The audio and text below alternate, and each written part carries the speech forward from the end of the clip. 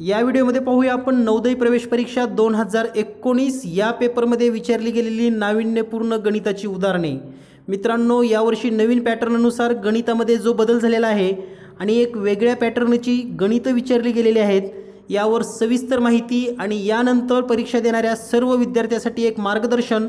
चला तर पाहूया मग महत्त्वाची प्रश्न आणि त्यांची स्पष्टीकरणे लगेच। 2019 आत्ताच संपली असून या परीक्षेवर अनेक चर्चा चालू असताना या परीक्षेमध्ये नेमकं काय स्वरूप बदललं किंवा या परीक्षेमध्ये गणित विषय कसा होता आणि यानंतर मुलांनी तयारी करत असताना कोणत्या पद्धतीनं नवोदय प्रवेश पूर्व परीक्षा इयत्ता 6वी याची तयारी करावी याबद्दल आपण थोडक्यात बोलणार आहोत। नवोदय प्रवेश परीक्षा 2019 यामध्ये एक नवीन स्वरूप बदललं, ते म्हणजे गणितामध्ये 20 प्रश्न आणि 20 प्रश्नाला 25 गुण। हे यावर्षीपासून पहिल्यांदा सुरू झालेलं आहे, म्हणजेच एक प्रश्न आणि एक प्रश्नाला 1.25 गुण। हा एक नवीन बदल झालेला आहे। पेपरचं जर थोडं विश्लेषण केलं तर नाविन्यपूर्ण प्रश्नांचा समावेश करण्यात आलेला आहे। म्हणजे यापूर्वी 10 वर्षामध्ये जे प्रश्न वारंवार परीक्षेमध्ये विचारले गेले त्याच्यासारखीच प्रश्न दरवर्षी विचारत होते, याला फाटा देऊन वेगळ्या पद्धतीने आणि काठिण्य पातळी पण वाढवण्यात आलेली आहे। म्हणजेच नवीन प्रश्न काठिण्य पातळीमध्ये वाढ आहे, विद्यार्थ्यांची वैचारिक पातळी वाढली पाहिजे या दृष्टीने हे सर्व प्रश्न होते। म्हणजे या ठिकाणी काही जे प्रश्न आहेत 4 ते 5 प्रश्न, हे 4 ते 5 प्रश्न सर्वसामान्य विद्यार्थ्याला सुटणारे नव्हते, तर त्यासाठी मुलगा हा वैचारिक पातळीवर उंची असलेला आणि विद्यार्थी चौकस म्हणजे त्या विद्यार्थ्यांना वेगवेगळ्या पद्धतीने विचार करता आला पाहिजे याचा दृष्टिकोन समोर ठेवून या ठिकाणी प्रश्न विचारले होते। तर अशा 4 ते 5 प्रश्नांचं स्पष्टीकरण आपण या व्हिडिओमध्ये पाहणार आहोत, जेणेकरून न्यू स्टुडंट जे पुढील वर्षी नवोदय परीक्षा देणार आहेत या विद्यार्थ्यांना याचा फायदा होईल। आणि नक्कीच परीक्षेचा अभ्यास करत असताना वेगवेगळ्या प्रश्नांचा अभ्यास कसा करावा, तेच ते प्रश्न तर प्रत्येक विद्यार्थी सोडवू शकतात, परंतु त्याच्या बाहेर जर प्रश्न आले, कारण या चॅनलवर मी जेव्हा प्रश्न अपलोड केले होते, गेस्ट पेपर दिले होते, तेव्हा बरेच पालकांनी असं म्हटले होते की सर यासारखे प्रश्न तर कधीच विचारले नव्हते आणि तुम्ही असे प्रश्न देऊन विद्यार्थ्याचं डिमोशन करत आहात। परंतु मी त्यावेळेस पण सांगितलं होतं की परीक्षेमध्ये नाविन्यपूर्ण 2-3 प्रश्न आले तर विद्यार्थ्यांना फेस करता आला पाहिजे। म्हणजे जसे प्रश्न आहेत त्याच्यापेक्षा वेगळं त्यांच्यासमोर चॅलेंज दिलं तरच विद्यार्थी घडू शकतात किंवा त्यांची मानसिकता बनते की मला वेगळ्या प्रकारचे 2-3 प्रश्न तरी परीक्षेला येणार आहेत। तर पाहूया 2019 नवोदय प्रवेश परीक्षेमध्ये असे वैचारिक पातळीवर आलेले, काठिण्य पातळी जास्त असलेले नेमके नाविन्यपूर्ण प्रश्न कोणते आहेत। तर पाहूया पहिला प्रश्न आहे, एका आयताकृती जमिनीची लांबी तिच्या रुंदीच्या दुप्पट आहे। म्हणजेच या ठिकाणी जर मी आकृती काढली, एक आयताकार मैदान आहे आणि त्याची लांबी ही रुंदीच्या दुप्पट आहे। तर या ठिकाणी मी आकृती दाखवतोय तुम्हाला, तर ही आहे लांबी आणि या आकृतीमध्ये दुसरी आहे रुंदी। म्हणजे दिलेल्या माहितीनुसार लांबी तिच्या रुंदीच्या दुप्पट आहे। म्हणजे आपण समजूया की रुंदी समजा m असेल तर लांबी असेल 2m। तुम्हाला कन्सेप्ट कळाला असेल, लांबी ही रुंदीच्या दुप्पट आहे। त्यानंतर पुढे काय माहिती सांगितली पहा, 8 मीटर बाजू असलेल्या चौरसाकृती पोहण्याच्या तलावाने त्या भूखंडाचा 1/8 भाग व्यापला आहे, तर भूखंडाची लांबी किती असेल। तर या ठिकाणी एक पाण्याचा हौद आहे असा आणि याची लांबी आहे 8 मीटर।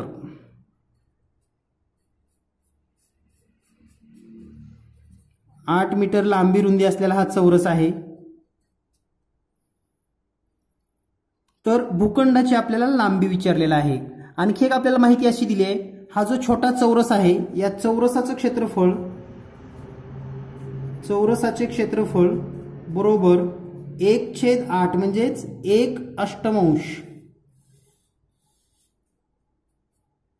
1/8 म्हणजे 1/8 ऑफ द गिवन रेक्टँगल, तर या ठिकाणी 1/8 गुणिले हा आयताकृती जो भाग आहे याच्या, म्हणजेच आयताकृती जमिनीचे क्षेत्रफळ. पहा, तुम्हाला कन्सेप्ट लक्षात आले असेल. एक जमीन आहे, त्याची लांबी रुंदीच्या दुप्पट आहे आणि या जमिनीमध्ये एक पाण्याचा हौद आहे ज्याची लांबी 8 मीटर आहे. तर याचं क्षेत्रफळ हे एकूण भागाच्या 1/8 किंवा अष्टमांश इतकं आहे. तर ह्या एका ओळीवर, म्हणजे हे जे विद्यार्थ्यांना लिहिता आलं, ज्या ज्या विद्यार्थ्यांना हे सेंटेन्स लिहिता आलं किंवा हे इक्वेशन लिहिता आलं, हे समीकरण मांडता आलं, त्यांना हा प्रश्न सुटलेला आहे. तर पाहूया नेमकं चौरसाचं क्षेत्रफळ म्हणजे काय येणार आहे. मग आपल्याला सूत्र माहिती आहे, चौरसाचं क्षेत्रफळ म्हणजे बाजू गुणिले बाजू. हे बरोबरला बरोबर, 1/8 ला 8. आयताचे जमिनीचं क्षेत्रफळ म्हणजे काय असणार आहे, तर लांबी गुणिले रुंदी. तर मित्रांनो, एवढं सूत्र जर तुम्हाला लिहिता आलं असेल तर हा प्रश्न फक्त 1 मिनिटामध्ये कसा सुटतो पहा. बाजू आहे 8 गुणिले 8 बरोबर हे 1/8 गुणिले लांबी म्हणजेच 2m गुणिले रुंदी म्हणजे m आपण गृहीत धरलेला आहे. त्यानंतर हे 8 या ठिकाणी जर आपण भागाकार केला तर 2 बे चौक 8. तर आता हे 4 जे आहे या ठिकाणी भागाकारामध्ये, ते इकडे आल्यानंतर गुणाकारामध्ये जाईल. म्हणजे ह्या जर दोन्हीचा गुणाकार केला तर तो येईल 64 आणि हे गुणिले 4 बरोबर हे m आणि m गुणिले m म्हणजेच m चा वर्ग. या ठिकाणी जर 64 गुणिले 4 या दोन्हीचा गुणाकार केला तर आपल्या लक्षात येईल या ठिकाणी गुणाकार येईल 256 बरोबर m चा वर्ग. आता m चा वर्ग 256 आहे, म्हणजेच m नेमकं किती असायला पाहिजे, किंवा दोन्ही बाजूचं वर्गमूळ काढून घ्या, म्हणजेच m बरोबर 16. आता m बरोबर 16 मिळालं, याचा अर्थ असा आहे की आपल्याला रुंदी मिळालेली आहे m बरोबर 16 आणि लांबी जर विचार केली तर लांबी आहे 2m म्हणजेच 32. म्हणून हा जो काही जमिनीचा भूखंड आहे याची रुंदी असणार आहे 16 मीटर आणि लांबी असणार आहे 32 मीटर. तर पहा, ज्या विद्यार्थ्यांना हे समीकरण मांडता आलं त्याला हा प्रश्न सुटलेला आहे. तर या प्रकारचा एक नाविन्यपूर्ण प्रश्न आतापर्यंत कधी विचारला गेला नव्हता, परंतु यावर्षी 2019 या पेपरमध्ये हा प्रश्न विचारलेला आहे आणि म्हणून याचं उत्तर आहे पर्याय क्रमांक 2. यानंतर पाहूया पुढचा प्रश्न. पुढचा एक प्रश्न नाविन्यपूर्ण असाच आहे. हा प्रश्न खरं तर MPSC लेवलच्या परीक्षेमध्ये किंवा PSI STI या परीक्षेमध्ये हा प्रश्न विचारला जातो आणि विचारला गेलेला आहे. तर हा प्रश्न 5वीला पहिल्यांदाच विचारलेला आहे. तुम्ही जर आतापर्यंतच्या पूर्ण नवोदयच्या पूर्ण प्रश्नपत्रिका पाहिला तर असा प्रश्न कधीही विचारला गेलेला नाही. म्हणजे यापुढे 5वी नवोदय परीक्षा देणाऱ्या विद्यार्थ्यांना यासारखा प्रश्न विचारला जाऊ शकतो याची शक्यता नाकारता येणार नाही. तर पाहूया नेमकं प्रश्न काय आहे. एका माणसाने ताशी 30 किलोमीटर वेगाने प्रवास केला तर तो त्याच्या मुक्कामी 10 मिनिट उशिरा पोहोचतो आणि जर त्याने ताशी 42 किलोमीटर वेगाने प्रवास केला तर तो 10 मिनिट लवकर पोहोचतो. तर त्याने प्रवास केलेले अंतर किती. तर पहा, या ठिकाणी मी एक डायरेक्ट सूत्र सांगतो, पण त्यापूर्वी थोडं समजावून सांगतोय तुम्हाला. समजा अंतर बरोबर x किलोमीटर आहे, म्हणजे दोन ठिकाणातील अंतर आहे x. तर आता पहिल्या वेळेसचा जर वेळ विचार केला, पहिल्या वेळेस वेळ किती लागणार आहे, 10 मिनिट उशीर होणार आहे. तर आपल्याला सूत्र माहिती आहे, वेळ बरोबर अंतर भागिले वेग. तर या सूत्राचा जर वापर केला तर पहिल्या वेळेसचं अंतर असणार आहे x आणि वेग असणार आहे 30 किलोमीटर. म्हणजे हा झाला पहिल्या वेळेसचा वेळ 1/30. म्हणजे जसं आपण वेळ बरोबर अंतरछेद वेग लिहिलं तसा हा पहिल्या वेळेसचा वेळ वजा दुसऱ्या वेळेस अंतर xच वेग आहे 42 आणि हा पहिल्या वेळेसचा लागणारा वेळ आणि दुसऱ्या वेळेसचा लागणारा वेळ याच्यामध्ये 10 मिनिट उशिरा आणि 10 मिनिट लवकर म्हणजेच 20 मिनिटाचा फरक आहे. हे 20 मिनिट आहेत. याला जर आपण 60 न भागलं तर हे तासामध्ये रूपांतर होतं, कारण हा वेग तासामध्ये आहे म्हणून या ठिकाणी याला 60 न भागून आपण हे तासामध्ये रूपांतर केलंय. आता ज्या विद्यार्थ्यांना हे समीकरण मांडता येईल त्याला हा प्रश्न 100% सुटतो. म्हणजेच तुम्हाला एवढंच लक्षात ठेवायचं आहे, हे समीकरण नेमकं कसं मांडायचं, या समीकरणामध्ये कोणत्या किमती घेतल्यात या तुम्हाला लक्षात आल्या पाहिजेत. तर आपण सोडवूयात आता हे तिरकस गुणाकार करून. 42 आणि x चा जर गुणाकार केला तर 42x वजा 30 आणि x चा जर गुणाकार केला तर 30x आणि छेदामध्ये येईल 30 गुणिले 42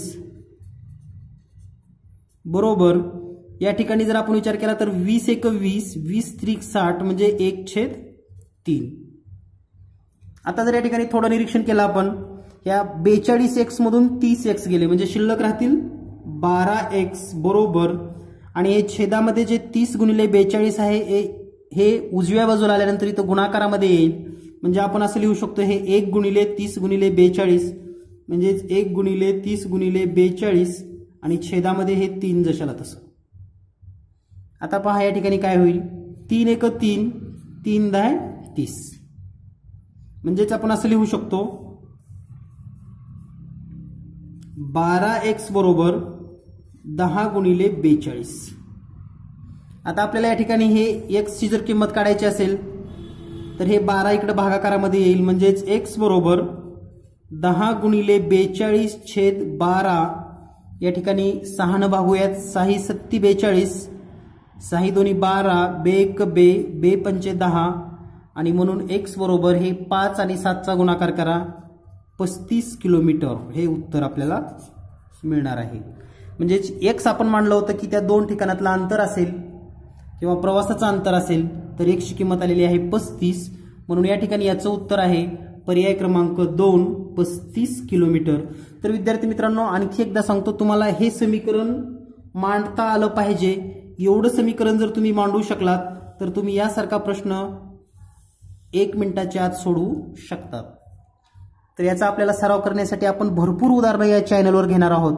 या चॅनलवर प्रत्येक प्रकारची 20 उदाहरणं तुम्हाला सोडवून दिली जाणार आहेत आणि त्यासाठी तुम्हाला या चॅनल सोबत राहा, या चॅनलला सबस्क्राईब करून ठेवा, कारण आपण या चॅनलवर वर्षभर नवोदयची संपूर्ण तयारी, सराव आणि गेस्ट पेपर सर्व तुम्हाला देणार आहोत.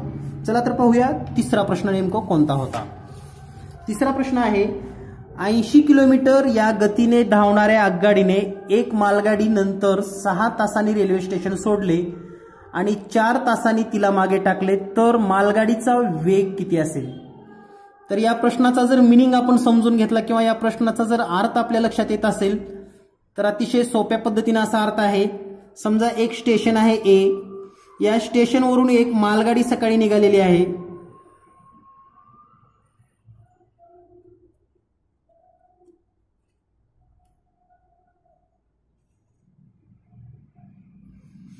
तर 80 किलोमीटर या गतीने धावणाऱ्या आगगाडीने एक मालगाडी नंतर 6 तासांनी, म्हणजे एक मालगाडी निघाली,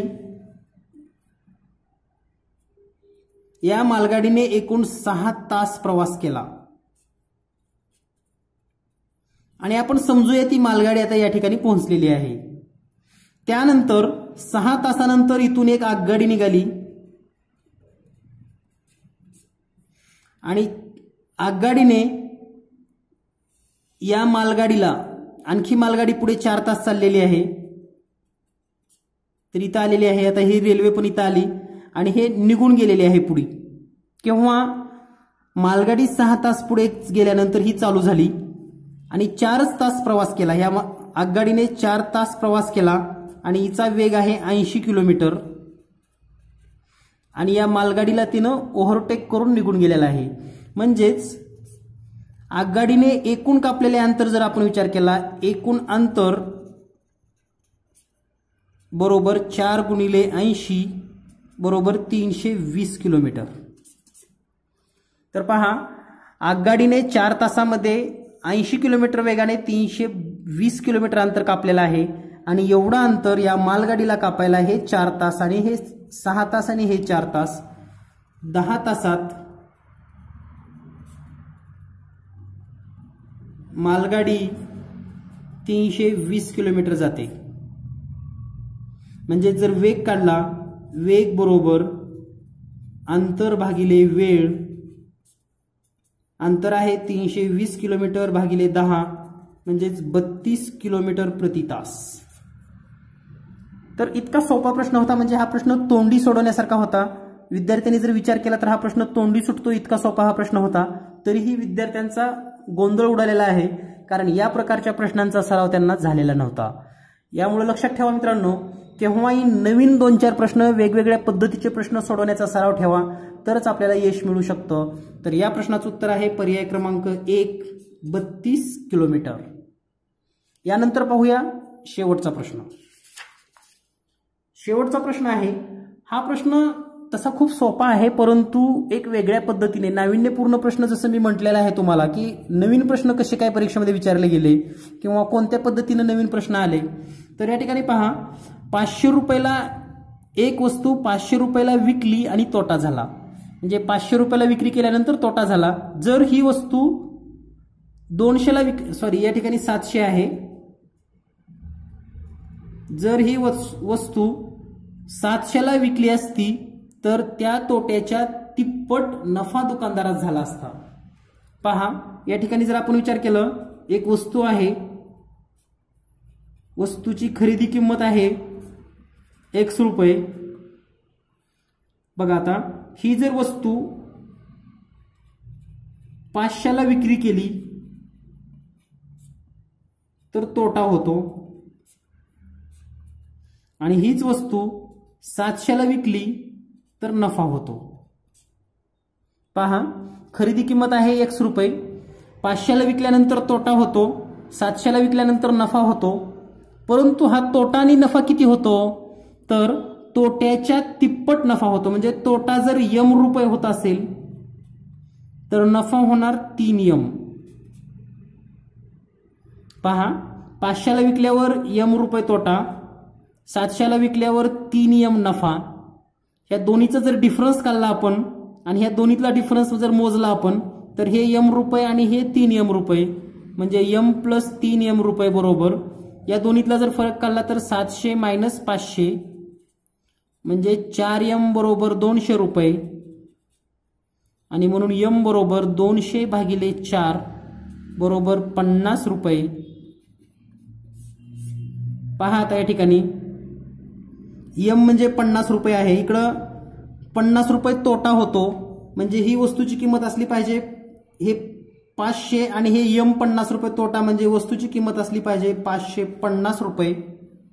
पहा आता या ठिकाणी आपल्याला पूर्ण याचं म्हणजे स्पष्टीकरण लक्षात येईल. तर ही वस्तू विकली 500ला,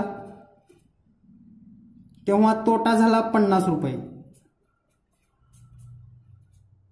आता ही वस्तू विका 700 रुपयाला, तुम्हाला नफा होईल 150 रुपये. आता या ठिकाणी तुम्हाला एक गोष्ट क्लिअर झाली, वस्तूची खरेदी किंमत 550, 500ला विकल्यावर 50 रुपये तोटा, 700ला विकल्यावर 150 रुपये तोटा, आणि हा जो 150 रुपये नफा, हा जो नफा आहे हा तोट्याच्या तिप्पट आहे. नफा जो आहे तो तोट्याच्या तिप्पट आहे. तर या पद्धतीने हा प्रश्न आपल्याला सोडवायचा आहे. म्हणजे तुम्हाला फक्त एवढं एक समीकरण मांडता आलं, म्हणजे आता 4थी पास झालेल्या, म्हणजे 5वी मध्ये असलेल्या मुलांना समीकरण मांडता आली पाहिजेत. समीकरण चांगल्या पद्धतीने मांडली तर त्यांना कोणताही प्रश्न सुटू शकतो. कारण एकाच समीकरणावर सगळे प्रश्न सुटलेत. आपण 4ही उदाहरणं पाहिली, प्रत्येक उदाहरणामध्ये समीकरण तयार करणे यावर भर दिलेली आहे. तर हे आपल्या लक्षात आलं पाहिजे. या पद्धतीने हा प्रश्न सोडवू शकतात. हेच प्रश्न पर्यायाचा वापर करून कसे सोडवायचे हे आपण पुढच्या व्हिडिओमध्ये पाहूयात. चॅनल सोबत राहा आणि वर्षभर नवोदयची तयारी करण्यासाठी चॅनलला सबस्क्राईब करून ठेवा. येणारा प्रत्येक नवीन व्हिडिओ पाहत राहा. धन्यवाद. Thank you very much.